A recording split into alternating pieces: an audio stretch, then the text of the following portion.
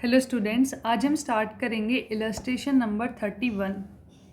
Taapsee limited एक company है जो एप्लीकेशन इनवाइट करती है 55,000 इक्विटी शेयर के लिए। एक शेयर का प्राइस है ₹10। कंपनी डिमांड करती है ₹3 एप्लीकेशन पे, ₹5 अलॉटमेंट पे और जो बैलेंस बचा है ₹2 वो कॉल पर। ठीक है। The public applied for 50,000 shares, लेकिन पब्लिक अप्लाई करती है 50,000 शेयर्स के लिए, मतलब ये अंडर सब्सक्रिप्शन का केस है। Okay. Which were duly allotted by the company, ₹2,49,000 were received by the company on allotment and ₹99,400 on call. हमें ये बताया हुआ है क्वेश्चन में कि कंपनी ने फाइनल अलॉटमेंट पे कितना प्राइस रिसीव किया, कितना अमाउंट रिसीव किया और कॉल के टाइम पे कितना अमाउंट रिसीव किया। फिर ये अमाउंट इसलिए गिवन है, ये एक तरीके से इंडिकेट करता है कि कुछ लोगों ने हमें जो अलॉटमेंट या कॉल मनी है वो पे नहीं की। ठीक है। अदरवाइज़ इसको गिवन करने की ऐसी कोई अलग से नीड नहीं थी।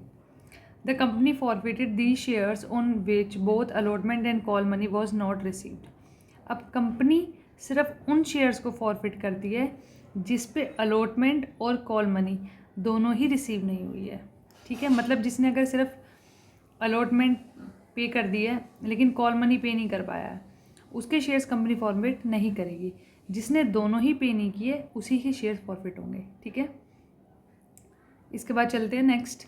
70% ऑफ द फॉरफिटेड शेयर्स, अब जितने नंबर ऑफ शेयर्स हमने फॉरफिट किए हैं उसका 70% उन्हें कंपनी री इशू कर देती है। किस रेट पे? ₹7 पर शेयर, फुली कॉल्ड अप। मतलब एक शेयर की वैल्यू ₹10 की थी, उसे 7 में कंपनी ने इशू कर दिया और ये फुली कॉल्ड अप अमाउंट है, मतलब ये फाइनल अमाउंट है।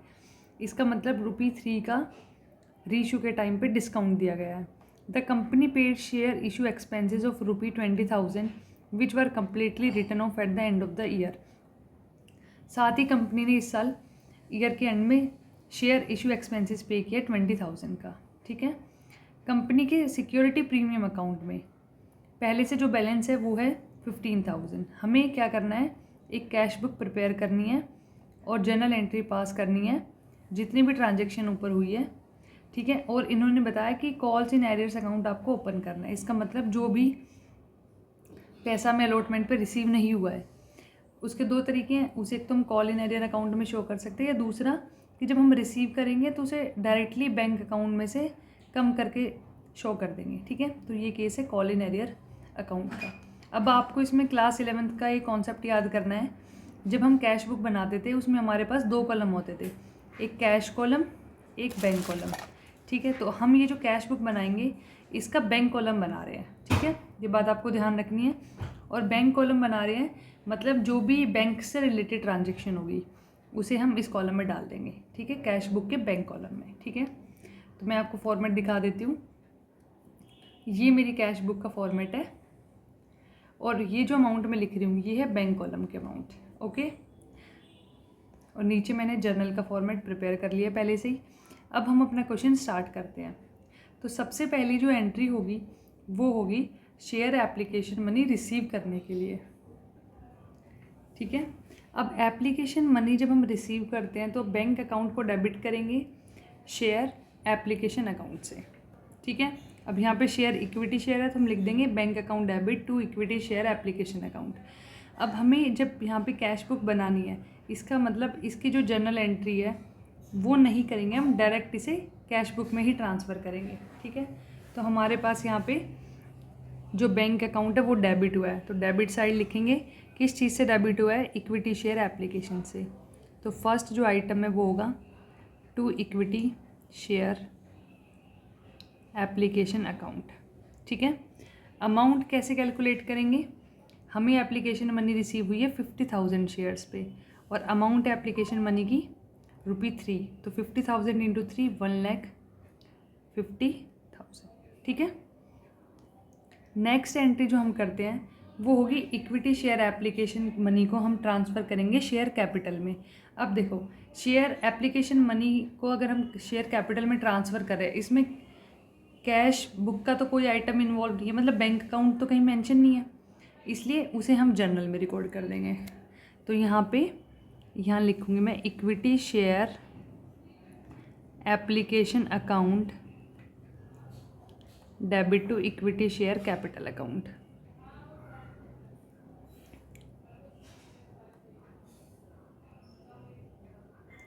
अमाउंट आएगी 1,50,000। थर्ड एंट्री जो होगी मेरी वो होगी अलॉटमेंट को ड्यू करने के लिए। तो अलॉटमेंट को ड्यू करने की एंट्री होती है equity share allotment account debit to equity share capital account. इसमें भी बैंक अकाउंट कहीं इन्वॉल्व नहीं है, तो हम इसे भी जर्नल में लिखेंगे। तो यहाँ मैं लिखूँगी equity share allotment account debit to equity share capital account. Allotment अब हमें कितने पे ड्यू करना है? हमें 50,000 शेयर पे ड्यू करना है अलॉटमेंट मनी, और अलॉटमेंट का प्राइस है 5 रुपीज़, तो 50 इंटू 5, ठीक है, ये हो गया 2,50,000। नरेशन आप लिख सकते हैं allotment money due on 50,000 shares at the rate of ₹5 पर शेयर, ठीक है। तो टोटल हमने यहाँ पे 2,50,000 ड्यू कर दिया। अब है अलॉटमेंट मनी को रिसीव करने की बारी। अब यहाँ पे क्वेश्चन में गिवन है कि अलॉटमेंट पे हमें 2,49,000 रिसीव हुआ टोटल। ड्यू कितना किया हमने अलॉटमेंट पे? 2,50,000, मतलब 1,000 रुपीज़ मैंने अलॉटमेंट पे रिसीव नहीं किए, ठीक है। अब आप अलॉटमेंट रिसीव करते तो एंट्री करते bank account debit to equity share allotment account, ठीक है। अब क्वेश्चन में स्पेसिफिकली मेंशन करके बताया है कि जो अमाउंट अलॉटमेंट पे रिसीव नहीं होगा उसे कॉल इन एरियर अकाउंट में डालना है। तो आप क्या करते हैं, कॉल्स इन एरियर अकाउंट को भी डेबिट करते हैं। तो टोटल ये आपकी 3 आइटम हो गए हैं। अब देखो बैंक अकाउंट डेबिट हो रहा है इक्विटी शेयर अलॉटमेंट से, इसे तो हम डालेंगे किसमें? कैश बुक में। तो मैं यहाँ पे लिखूँगी to equity share allotment account, ठीक है। इसमें वो अमाउंट आएगा जो हमने अलॉटमेंट पे रिसीव किया है, 2,49,000, ठीक है। बाकी देखो टोटल 2,50,000 था जो आना था, 2,49,000 मैंने रिसीव कर लिया। इसका मतलब 1,000 क्या है? Call in arrear. अब कॉल इन एरियर को हम कैश बुक में तो डालेंगे नहीं, तो उसकी हम यहाँ पे जर्नल एंट्री करेंगे। यहाँ पे लिखेंगे calls in arrears account debit to equity share allotment account, ठीक है। टोटल कितना अमाउंट है जो कॉल्स इन एरियर में आएगा? वो है 1,000, ठीक है। अब देखो टोटल 1,000 हमने रिसीव नहीं किया, तो हमें ये फाइंड आउट करना है नंबर ऑफ़ शेयर कितने। अब देखो जो टोटल अलॉटमेंट मनी है उसे अगर मैं डिवाइड कर दूंगी अलॉटमेंट मनी से, मतलब जो अलॉटमेंट में पैसे जितने की एक शेयर पर अलॉटमेंट जो प्राइस है, तो मेरे पास यहाँ पे नंबर ऑफ़ शेयर आ जाएगा कितने पे हमने रिसीव नहीं किया अलॉटमेंट मनी। तो यहाँ पे टोटल मैंने 1,000 रुपीज़ रिसीव नहीं किए। इसे अगर मैं ₹5 जो अलॉटमेंट का प्राइस है उससे अगर डिवाइड करूँगी तो मेरे पास आएगा 200, मतलब 200 शेयर्स ऐसे जिस पे मैंने अलॉटमेंट रिसीव नहीं की। तो मैं यहाँ पे लिख देती हूँ allotment money note received on 200 shares at the rate of ₹5 पर शेयर, ठीक है, समझ में आ गया। अब जो हमारी नेक्स्ट एंट्री होगी वो होगी फर्स्ट एंड फाइनल कॉल को ड्यू करने के लिए। एंट्री होती है equity share first and final call account debit to equity share capital account, ठीक है। तो इसे मैं यहाँ पे रिकॉर्ड करूँ, मतलब जिसमें बैंक का आ रहा है ना, सिर्फ वो आपको कैश बुक में लिखनी है, ठीक है। Equity share first and final call account debit to equity share capital account, ठीक है। अब फर्स्ट कॉल मुझे कितने शेयर्स पे ड्यू करनी है? 50,000 शेयर्स पे। किस रेट पे? At the rate of ₹2।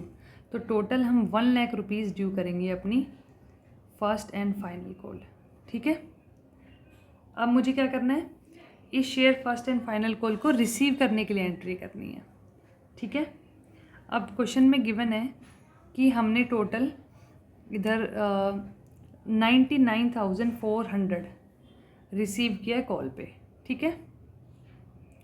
तो एंट्री जब रिसीव करनी की होगी, bank account debit to equity share first and final call account, लेकिन रिसीव करने थे 1 लाख रुपीज़, मैंने रिसीव किया 99,400, ठीक है। तो मेरी एंट्री ये होनी थी, bank account debit to equity share first and final call account, ठीक है।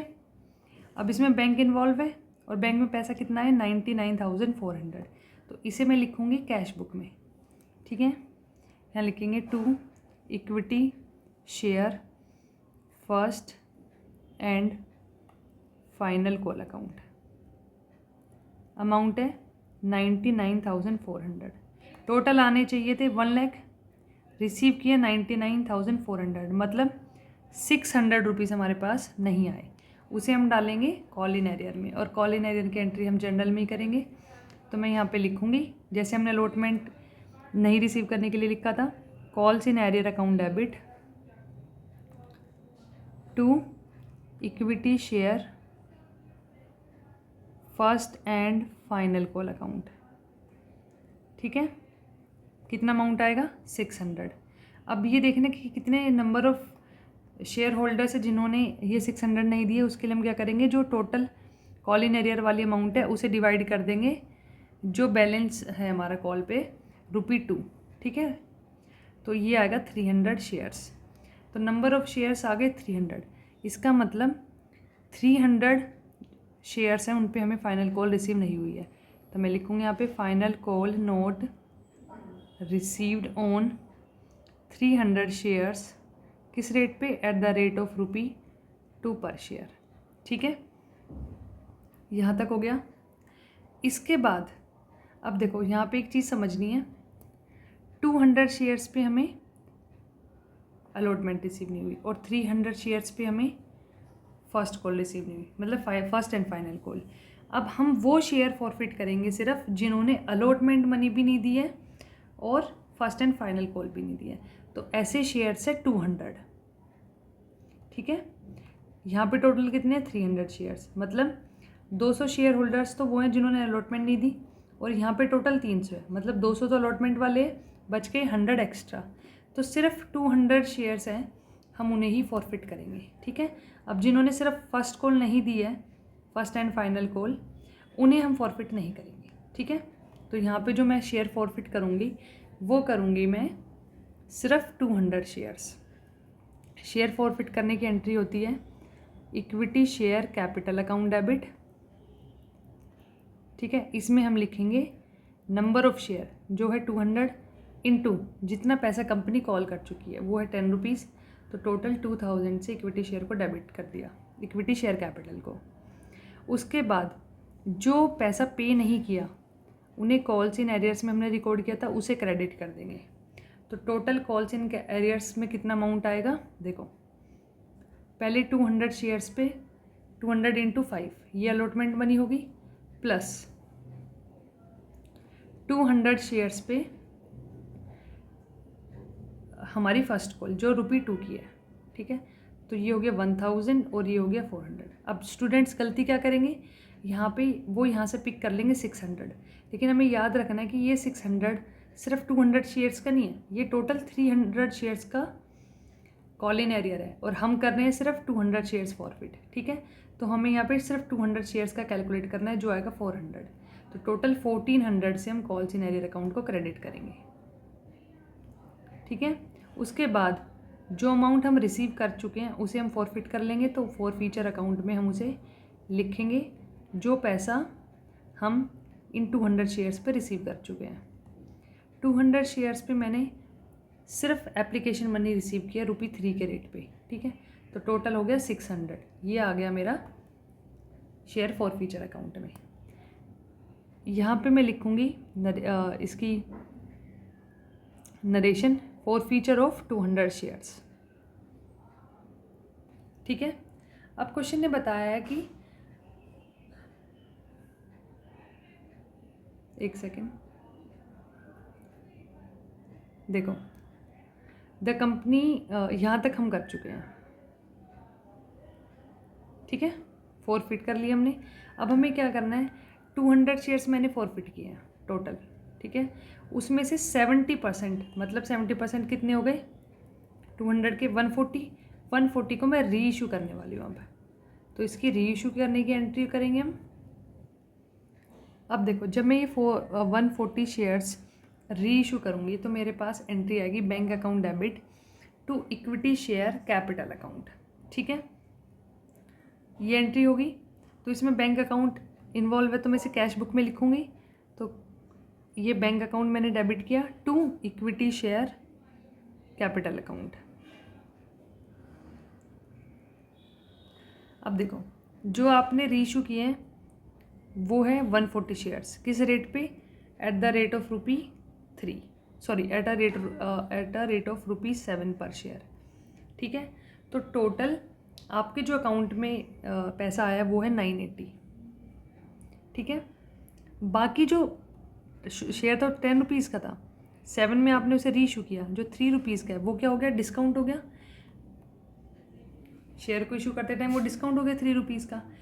उस डिस्काउंट को हम कहाँ से राइट ऑफ करेंगे, शेयर फॉरफीचर से, ठीक है। तो शेयर फॉरफीचर से राइट करेंगे तो यहाँ पे हम जो एंट्री करेंगे वो होगी शेयर फॉरफीचर अकाउंट, क्योंकि हमारे पास शेयर फॉरफीचर में बैलेंस पड़ा हुआ है तो हम डिस्काउंट के लिए उसे ही यूज़ कर लेंगे, ठीक है।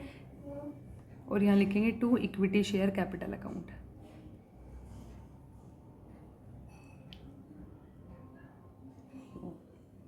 अब देखो कितना अमाउंट यूज़ किया हमने, 140 शेयर इशू किए उस पर ₹3, ठीक है। तो टोटल 420 मैंने शेयर फॉरफीचर से यूज़ कर लिए। अब क्या करेंगे, नेक्स्ट क्या बताया है, ये हो गया।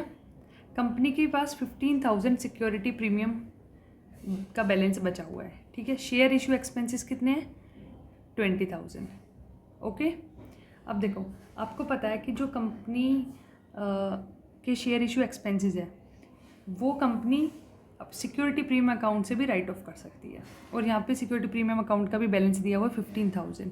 तो हम क्या करेंगे, यहीं से राइट ऑफ कर लेंगे इसे। मतलब जो सिक्योरिटी प्रीमियम अकाउंट है उसमें से पैसा यूज़ कर लेंगे अपने शेयर इशू एक्सपेंस को राइट ऑफ करने के लिए। लेकिन इसमें तो 15,000 है तो यहाँ से सिर्फ 15,000 ही मैक्सिमम यूज़ कर सकते हैं। बाकी पैसा हम प्रॉफिट एंड लॉस अकाउंट से यूज़ कर लेंगे, मतलब या फिर बाकी हम प्रॉफिट एंड लॉस अकाउंट में ट्रांसफ़र कर देंगे। तो टोटल लॉस ट्रांसफ़र होगा 5,000 का प्रॉफिट एंड लॉस अकाउंट में। और यहाँ पे आएगा शेयर इशू एक्सपेंसेस, मतलब जो शेयर इशू करने के लिए खर्चा हुआ था वो हमने यहाँ से सेटल कर लिया। कुछ तो सिक्योरिटी प्रीमियम से यूज़ कर लिया, बाकी प्रॉफिट एंड लॉस अकाउंट में डाल दिया, ठीक है। और यहाँ लिखेंगे हम share issue expenses return of,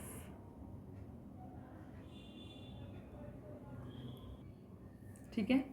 अब हम कैश बुक में भी क्रेडिट साइड लिख देंगे बाय शेयर इशू एक्सपेंसेस, क्योंकि जो पैसा है वो यूज़ तो हमने उस अकाउंट से कर लिया लेकिन पे तो करेंगे हम अपने बैंक अकाउंट से ही। तो बैंक अकाउंट का बैलेंस कम होगा तो उसे क्रेडिट करेंगे। अमाउंट कितना है, 20,000, ठीक है। अब डेबिट साइड का टोटल करेंगे आप 1,50,000 प्लस 2,49,000 प्लस 99,400 प्लस 980, तो आपके पास आएगा 4,99,380, ठीक है। उसमें से आप 20,000 माइनस करेंगे तो आपके पास जो बैलेंस बचेगा वो होगा 4,79,380, ठीक है। तो इस तरीके से हमने इसकी जर्नल एंट्री भी कर ली है और कैश बुक भी बना ली है, ठीक है। तो ये क्वेश्चन हमारे यहाँ पे ख़त्म होता है। आई होप आपको समझ में आया होगा। अगर फिर भी कोई डाउट है आप मुझसे पूछ लेना, ठीक है। Thank you.